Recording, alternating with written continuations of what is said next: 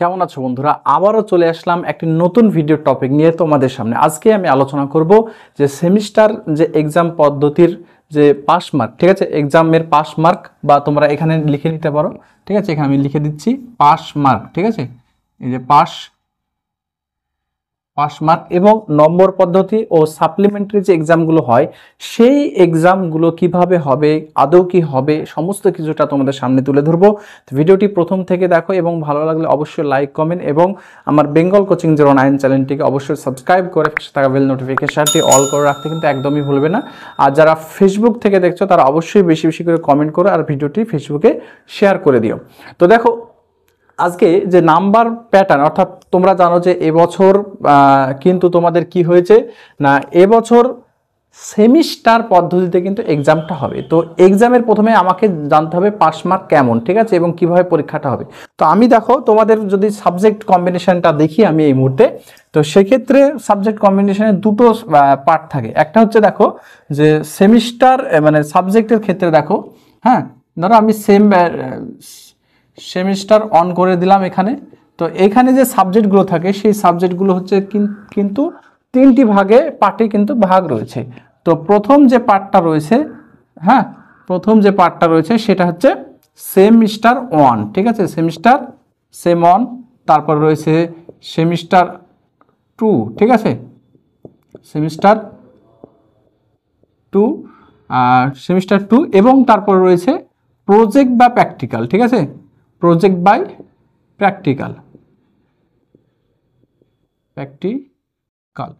এই যে number pattern, অর্থাৎ আমাদের যে সাবজেক্টগুলো রয়েছে সেমিস্টারে, সেক্ষেত্রে সেমিস্টার ওয়ান, সেমিস্টার টু এবং প্র্যাকটিক্যাল। তো প্র্যাকটিক্যাল সমস্তটা আলোচনা করব।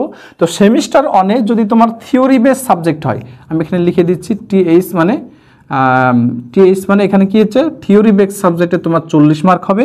আর প্র্যাকটিক্যাল বেস যে সাবজেক্টগুলো রয়েছে, বিশেষ করে জিওগ্রাফি, সায়েন্সের যে সাবজেক্টগুলো, সেই সাবজেক্টগুলোতে তোমাদেরকে কিন্তু 35 মার্কের, কত মার্কের দেখো, 35 মার্কের কিন্তু পরীক্ষা হবে ফার্স্ট সেমিটা। সেকেন্ড সেমও তাই, এখানে 40 মার্ক হবে এবং প্র্যাকটিক্যালের এখানে কত হবে না 35 মার্কের এক্সামটা হবে। এবং প্রজেক্ট বা প্র্যাকটিক্যালের ক্ষেত্রে তোমার 20 মার্ক হবে প্রজেক্টের, এবং প্র্যাকটিক্যালের হবে 30 মার্ক, অর্থাৎ 30 মার্ক কিন্তু হবে। এবার এই যে তোমাকে কত পেলে তোমাকে পাস করতে হবে এখান থেকে তোমাকে জানাবো। তো বলি যে ওভারঅল তোমাকে 30% নাম্বার পেতে হবে, অর্থাৎ এখানে দেখো 40, যদি থিওরি বেস সাবজেক্টে দেখো 40, তার সঙ্গে সেমিস্টার 40 এবং প্রজেক্টে যদি 20 হয় সেক্ষেত্রে 100 হয়ে যাচ্ছে। এর মধ্যে 30% অর্থাৎ 30 মার্ক পেয়ে পাস করতে হবে। কিন্তু এখানে একটা বিষয় রয়েছে, সেটা হচ্ছে যে তুমি যদি একটা সাবজেক্টে কত নাম্বার পেলে তুমি পাস হবে, এবং সেটাই তোমাকে কিন্তু দেখাবো প্রত্যেকটা সাবজেক্ট ওয়াইজ। তো দেখো, তোমার কোন একটা সাবজেক্টে ধরো তুমি যেটা থিওরি বেস সাবজেক্ট রয়েছে এই মুহূর্তে এখানে তোমরা দেখতে পাচ্ছ, তো এই থিওরি বেস সাবজেক্টে যদি তোমার 30% অবশ্যই তোমাকে লাগবে। তো এই 40% 30% যদি আমি করি, ঠিক আছে, 30%, তো এখানে সমান কত আসছে না, তোমাকে মিনিমাম কত না 12 মার্ক কিন্তু পেতে হবে। অর্থাৎ থিওরিতে যে সাবজেক্ট, প্রত্যেকটা সাবজেক্টে তোমাকে এখানে 12 মার্ক পেতে হবে।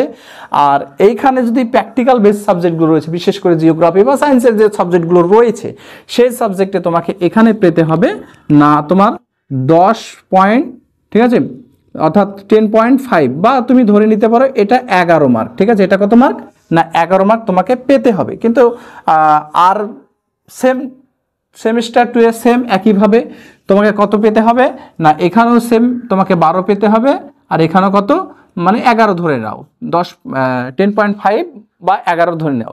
এবার প্রজেক্টের ক্ষেত্রে 30% মার্ক কত, প্রজেক্টের ক্ষেত্রে 30% মার্ক হচ্ছে, যদি প্রজেক্ট হয় তো প্রজেক্টের ক্ষেত্রে তোমাকে 6 পেতে হবে মিনিমাম। আর প্র্যাকটিক্যালের ক্ষেত্রে তোমাকে পেতে হবে কত না, এক্ষেত্রে তোমাকে মিনিমাম তার 30% হচ্ছে 9 তোমাকে পেতে হবে। এই 9 নাম্বার তোমাকে অবশ্যই কিন্তু পেতে হবে, ঠিক আছে। এই হচ্ছে তোমার নাম্বারের সিস্টেম, অর্থাৎ তোমাকে 30% নাম্বার পেতে হবে। এবার যে প্রশ্নটা হয় সেই প্রশ্নটা হচ্ছে, ধরো তুমি এইখানে প্রজেক্টে ফার্স্ট সেমে পরীক্ষা দিলে, এইখানে ধরো তুমি 20 পেয়েছো, ঠিক আছে, এখানে 20 পেয়েছো, বা এখানে দেখা যাচ্ছে যে পাস পেয়েছো প্রজেক্টে, তাহলে কি তুমি পাস? না, অবশ্যই তুমি ফেল। তার কারণ হচ্ছে তোমাকে প্রত্যেকটা মিনিমাম যে সাবজেক্ট ক্যাটাগরি রয়েছে পাস মার্কে, সেটা তোমাকে কিন্তু ফলো করতে হবে 30% মার্ক হিসেবে। অর্থাৎ এমনটা হতে পারে দেখা যাচ্ছে এখানে তুমি থিওরির ক্ষেত্রে 12 পাওয়ার দরকার, তুমি পেয়েছো হয়তো 10, কিন্তু এখানে পেয়েছো তুমি দেখা যাচ্ছে যে 14, অর্থাৎ ওভারঅল তোমার কিন্তু 24 মার্ক, অর্থাৎ 80 মার্কের মধ্যে 24 মার্ক তুমি কিন্তু পেয়ে গেছো। যেটা বা এখানে দেখা যাচ্ছে তুমি 20 পেয়েছো, এই জায়গাটা হয়তো 20 পেলে, আর এখানে হয়তো তুমি পেলে 10, ঠিক আছে? তাহলে এই যে 10 আর এখানে প্রজেক্টের 20-তে 20, সেক্ষেত্রে তুমি 30 পেয়ে গেছো, কিন্তু ওভারঅল তাহলে তোমার 30 হয়ে গেল, সেক্ষেত্রে কি তুমি পাস? না, অবশ্যই না। তোমাকে সাবজেক্টের যে তোমার সেমিস্টার থাকবে প্রত্যেকটা সাবজেক্টে মিনিমাম অর্থাৎ 40 মার্কের মধ্যে তোমাকে 12 তুলতে হবে যদি তুমি থিওরি সাবজেক্ট হয়, আর প্রজেক্ট হলে মিনিমাম তোমাকে 11। এই সাবজেক্টে যদি তোমার ফুল নাম্বার উঠে যায় তবেই তোমার প্র্যাকটিক্যালের প্রজেক্ট বা প্র্যাকটিক্যালের নাম্বারটা যোগ হবে, এবং সেখানে তার যে মিনিমাম তোমাকে 6 কিংবা প্র্যাকটিক্যালের ক্ষেত্রে 9 মার্ক কিন্তু তোমাকে তুলতে হবে, তবেই তুমি পাস করবে। এই হচ্ছে নাম্বার সিস্টেম, ঠিক আছে? অর্থাৎ তোমাকে মিনিমাম যে সাবজেক্টগুলো তোমার থাকবে সেই সাবজেক্টের থিওরি হলে সেক্ষেত্রে তোমার 12 মার্ক, এবং প্র্যাকটিক্যাল হলে থিওরিতে সেম একইভাবে ফার্স্ট সেম হয়ে গেল, সেকেন্ড সেমও সেম একইভাবে, এইভাবে নাম্বার তোমাকে পেয়ে পাস করতে হবে। এবার যে প্রশ্নটা হয় যে ধরো আমি সাপ্লি পেলাম, ঠিক আছে? তোমাদেরকে আমি দেখিয়ে দিচ্ছি যে সাপ্লির ক্ষেত্রে যে বিষয়টা তোমাদের সামনে আমি তুলে ধরবো, যে অনেকেই আছে যে ফার্স্ট সেম বা সেকেন্ড সেমে যদি কেউ ফেল করে, ঠিক আছে, ফার্স্ট সেম কিংবা সেকেন্ড সেম ফেল করে, বা থার্ড সেম ফেল করে, বা ফোর্থ সেম যদি ফেল করে, তার পরীক্ষাটা সাপ্লিমেন্টারি কিভাবে হবে, আদৌ কি হবে? দেখো, আমরা যতদূর পর্যন্ত গাইডলাইন পড়েছি বা যতদূর পর্যন্ত বিকাশ ভবন সম্পর্কে জেনেছি এই সাপ্লিমেন্টারি, তো এক্ষেত্রে কি হয় যে সাবজেক্ট কম্বিনেশনগুলো আগে তোমাদেরকে আমি দেখিয়ে দিচ্ছি। যে যদি তুমি ফার্স্ট সেমে ফেল করো, ঠিক আছে, অর্থাৎ তুমি যদি সেমিস্টার 1-এ ফেল করো, ঠিক আছে, সেম 1, আমি এখানে দেখিয়ে দিচ্ছি তোমাকে, সেম সেমিস্টার 1 এটা, হ্যাঁ, আর এইটা হচ্ছে তোমার কি সেম সেমিস্টার 2, আর আরেকটা দেখা দিচ্ছি তোমাদেরকে এখানে সেমিস্টার হচ্ছে 3, আর আরেকটা হচ্ছে কি সেমিস্টার 4, ঠিক আছে? এই যে সেমিস্টার 4, এই 4টি যে সেমিস্টার রয়েছে তোমাদের সামনে, এই 4টি যে সেমিস্টার তোমাদেরকে রয়েছে তোমরা দেখতে পাচ্ছ ইতিমধ্যে, এই 4টি সেমিস্টার তোমরা কিভাবে পাস করবে যদি সাপ্লি হয়। ধরো তোমার ফার্স্ট সেমে কোনো সাবজেক্টে সাপ্লি পেলে, অর্থাৎ তুমি ফেল করে গেলে, সেক্ষেত্রে তোমাকে ওই সেম ইয়ারের সেকেন্ড সেমে গিয়ে তোমাকে কিন্তু এক্সামটা দিতে হবে। এই ফার্স্ট সেমে যদি তুমি ফার্স্ট সেমে ফেল করো কোনো সাবজেক্টে, সেক্ষেত্রে সেই ফেল হওয়া সাবজেক্টটিকে তোমাকে ওই একই ইয়ারে, মানে সেম ইয়ারে তুমি যে ইয়ারটা পড়ছো সেই সেম ইয়ারের সেকেন্ড সেমে তোমাকে সেকেন্ড সেমের যে সাবজেক্টগুলো পরীক্ষার সঙ্গেই কিন্তু ফার্স্ট সেমের যেই সাবজেক্টটা ফেল করেছো সেই সাবজেক্টটা কিন্তু এক্সামটা দিতে হবে। বোঝা গেল? অর্থাৎ ফার্স্ট সেমে যদি তুমি ফেল করো সেক্ষেত্রে তোমাকে সেকেন্ড সেমের সঙ্গে পরীক্ষাটা দিতে হবে সাপ্লিমেন্টারি। এবং যদি সেকেন্ড সেমে ফেল করো তুমি, তাহলে কি হবে? দেখো, সেকেন্ড সেমে যদি তুমি ফেল করো তাহলে তোমাকে নেক্সট একাডেমিক ইয়ারের জন্য ওয়েট করতে হবে। অর্থাৎ সেকেন্ড সেমে যদি তুমি ফেল করো তুমি দ্বাদশ শ্রেণীতে উঠতে পারবে না। সোজা কথায়, সেকেন্ড সেমে যদি তুমি ফেল করো সেক্ষেত্রে তোমাকে 1টি বছর আবার ওয়েট করতে হবে, তোমাকে পুনরায় আবার কি এই সেকেন্ড সেমের এক্সামটা যখন হবে তখন দেওয়ার জন্য 1টা বছর তোমাকে কিন্তু বসে থাকতে হবে। তাই ভেবেচিন্তে অবশ্যই প্রত্যেকটা সাবজেক্টে গুরুত্ব সহকারে পড়ো, মানে পাস মিনিমাম তোমাকে 5 মার্ক থাকতে হবে। তোমাকে ভালো নাম্বার পেলে অবশ্যই ভালো, কিন্তু মিনিমাম তোমাকে 5 মার্ক থাকতে হবে। যদি কোনো কারণে একটি তুমি সাবজেক্টে ফেল হয়ে যাও সেক্ষেত্রে তোমার হতেও পারে 1টি বছর আবার লস, ঠিক আছে? আর লস হবে এবং তার সঙ্গে সঙ্গে তোমার সময়টাও তো যাচ্ছে, যাওয়ার ফলে তোমার সাবজেক্টে যে কম্বিনেশন সেটাও কিন্তু বাড়ছে এবং চাপটাও কিন্তু বাড়ছে। এবার আসে যে থার্ড সেম। ধরো তুমি সেকেন্ড সেম সব একাডেমিক ইয়ারে হয়তো পাস করে গেলে, সেক্ষেত্রে তোমার কি হচ্ছে না, সেকেন্ড সেম থার্ড যে সেমটা রয়েছে তোমাদের এই মুহূর্তে দেখতে পাচ্ছ স্ক্রিনে, এই থার্ড সেমে যদি তুমি ফেল করো সেক্ষেত্রে তুমি কোন একটা সাবজেক্টে থার্ড সেমে ফেল করলে তুমি সেম একইভাবে ফোর্থ সেমে কিন্তু এক্সামটা, এই ফোর্থ সেমে যে সাবজেক্টগুলো থাকবে সেই সাবজেক্টের সঙ্গে এই থার্ড সেমের সাবজেক্টগুলো তুমি এক্সাম দিতে হবে তোমাকে ফোর্থ সেমে, একই সেম ইয়ার, অর্থাৎ যে ইয়ারটা পড়ছো সেই ইয়ারটাই তোমাকে দিতে হবে।